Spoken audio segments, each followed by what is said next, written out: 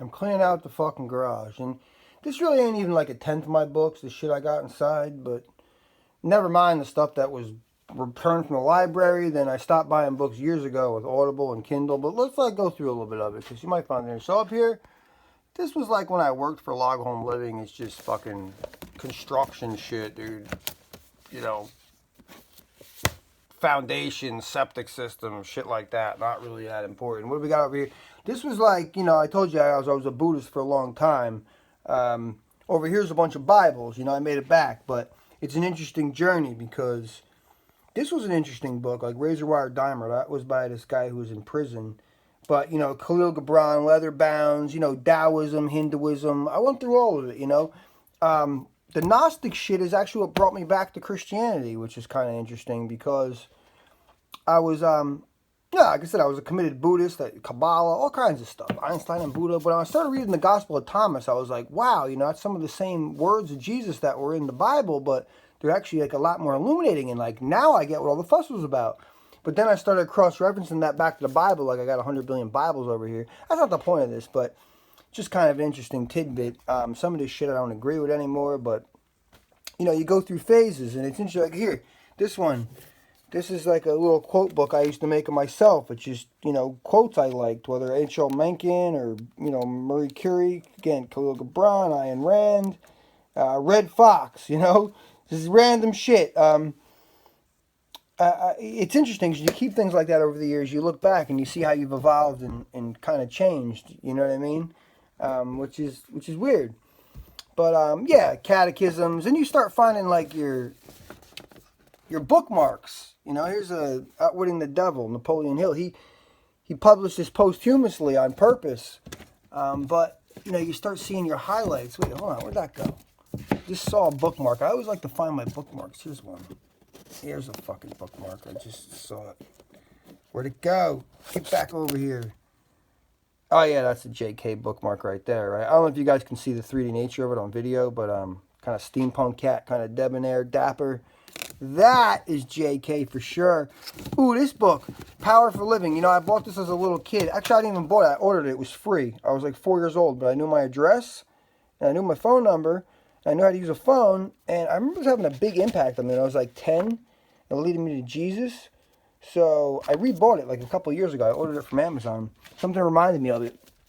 Something just fell. Oh, a little pocket New Testament. Can't have a little too much New Testament. But yeah, so Eastern philosophy. Then over here, what is this? Just some romance stuff, the Kama Sutra. 10,000 Ways to Say I Love You. Kind of a random acts of kindness for lovers, Why I put Salvador Dali, it was a big Salvador Dali book. This one's like all his stuff. But why I put him with Lewis Carroll here, I really don't know. Actually, that probably makes a bit of sense. They're both fucking nuts. What do we got? Kind of reference right here, right? So, dictionaries, thesauruses, big books of quotes, rhyming dictionaries. When they start to fuck up, I duct tape them up.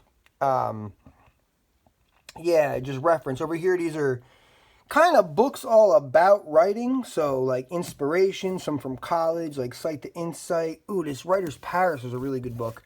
There's a big section on, was it Marcel Proust?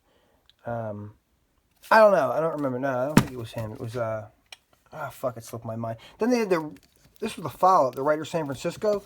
But this one was much cooler. Just the whole format of it, the way they packaged it up. Great book. Fondling Your Muse should actually be up in that section. But writer's references. Ooh, poisonous quotes. These are all just quotes that were like biting and sharp and angry. And that's a great thing because you guys know I talk a bunch of shit. What was this? I remember this one being good. The Highly Selective Dictionary for Extraordinary Literate. Yeah, this was all just going to be like flowery language.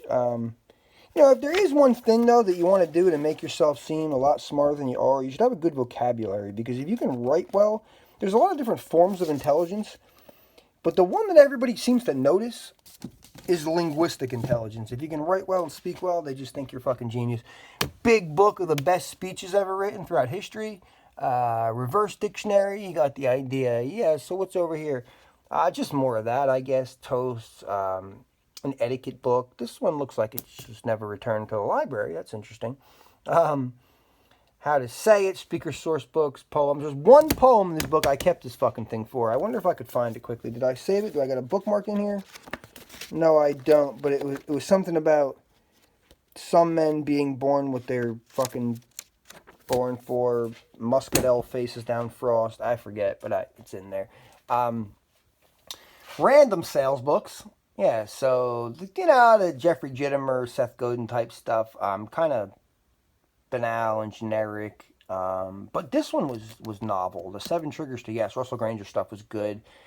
Then, the Da Vinci stuff. Now, this is the How to Think Like Da Vinci workbook from Michael J. Gelb. And then he put out a volume later about some of the 10 best geniuses on earth ever.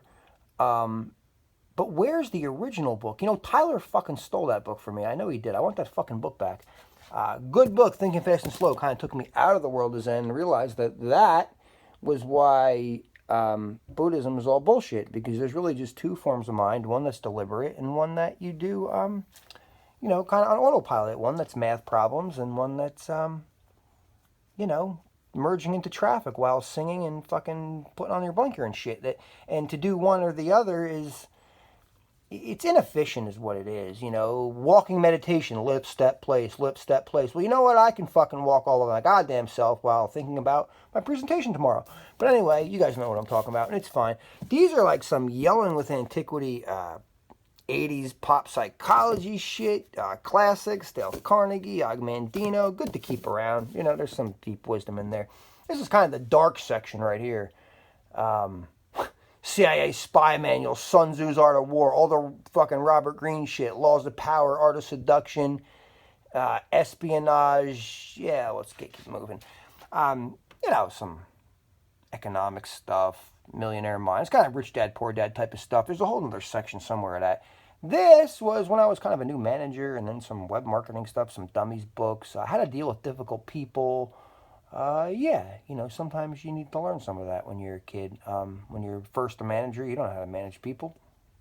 But I got a bigger section of that upstairs somewhere. This is the leftovers. Then this is just all Dan Kennedy shit. I mean, I bought everything Dan Kennedy ever put out. And most of these are just long sales letters for his, consulting and coaching courses. But this one was good. The Marketing to the Affluent. Actually, all of them are good. They all have their moments, or I wouldn't have kept buying them. But I got all Dan Kennedy shit. I mean, I got Dan Kennedy courses. This is like Dan Kennedy's Look Over Your Shoulder program every month that they ever fucking did. Each one of these fucking 3 pages is like $80, right? Like, people would pay it too. Lots of people paid it. I don't know why that's attached to here, but I got all his courses, Ultra Advanced Sales and Persuade. This one right here, just this fucking thing. That's why I uploaded all this shit digitally. Because, if the house burns down or somebody wanted to steal it. This one right here, Advanced Coaching Consulting, I mean, it's good shit. But it was like 5 G's, right? Did I pay 5 G's? Well, we won't talk about that. But, my own little Bibles I would put together, duct tape them up when they would fall apart. I got just pages of shit. I'm going to put this all together on JustinKotz.com in time. I'm going to tell you everything I ever fucking learned. But yeah, so Dan Kennedy stuff. I mean, Jay Abraham stuff. I got all that stuff. I got everything. Here's my HLC shit. I was just going through all this, and I found I got binders worth of shit. Like, again, each of these are like months worth of newsletters. People paid hundreds a month to be part of this club. They teach you some good stuff. Here's another one, whole other binder of it. It's for days. But where were we? What do we got up here? These are like 12 Steps books. Overeaters Anonymous. Yeah, sure, Justin, you're overeating. Even weird ones like 12 Steps on Buddha's Path. But if you want to learn to stop drinking, that's where you do it. So they're in the garage. Some reports. But no, seriously, it's good stuff if that's what you want to do it yourself. Joke books. Did I start here? I don't remember. I honestly don't. But this was an interesting book. Meditations for Men Who Do Next to Nothing. I bought this as a kid. My mother would bring me to the bookstore and let me buy whatever I wanted. And this was like a spoof on meditations for women who do too much. I didn't know that when I bought it, but it was full of all these little mantras, and it was really funny. Red Fox, dude. This was a great book I bought as a little kid. Talking Shit with Red Fox. You guys know I talk a lot of shit. They call it talking trash, but you could open this up to like any page and eat a box of lunch at the Y. Cunnilingus. Bad stuff. It's just, yeah, just, never mind. Never mind about this book, but if you want to talk shit, Red Fox is the guy. The Far Side, George Carlin, you know, Lewis Black, just one-liners. Deep Thoughts from Jack Handey. This was like the SNL shit. Deeper Thoughts. There's a Deepest. I don't know why it's not here. Must have lost it. This was like my Tin House section. Literature, you know, that's what they tell you, that like the conservatives. See, I want to be like the David Sedaris of the conservatives. And they say you can't do that, right? Because the conservatives, they just want the red meat. They want the Breitbart and the Fox News and shit like that. Like, they don't care about literary things. But I think Crowder proved that's not necessarily true. I mean, the left has always had all the people that were funny as well. And then Crowder did it really well. Ooh, here's one, the Quadrivium. Let's come back to that. Crowder did it really well. And that's something I had wanted to do, but then I was like, oh, there's somebody already doing it well, so I'll let him do that. Because, you know, there is a conservative, you know, late night show, sketch comedy, things like that, and he does it really well. But I don't know of somebody who really does the literary scene well, and I think there is a market for it. So, I mean, it's not going to come from Kurt Vonnegut or David Sedaris, but I feel like I could be the conservative David Sedaris. So anyway, these were great, like Tin House, Food and Booze. These were Tin House publishers. Susie Zeus Gets Organized. Just good writing about food and booze. They had a literary journal that ran for like 20 years.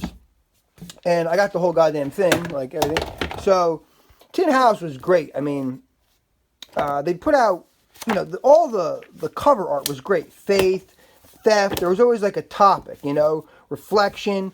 But they all showed really well. So I'll probably bring these back into the house because they're beautiful. You put them on a bookshelf somewhere. And then what do I got down here? Just other random literary journals. You know, literary journals, it's like all this shit that's really not fit to print. I mean, published, but they publish it. It's just kind of, I don't know, writers, you know, keeping tabs on writers, practicing. And it's good stuff. It's good writing. It's just good writing about nothing in particular. It's not, you know, it's a short story here. It's a poem. It's whatever. It's just, it's not worth the whole theme. But I used to buy a lot of these fucking things and you know, you're smarter for having read them, you know, it's true.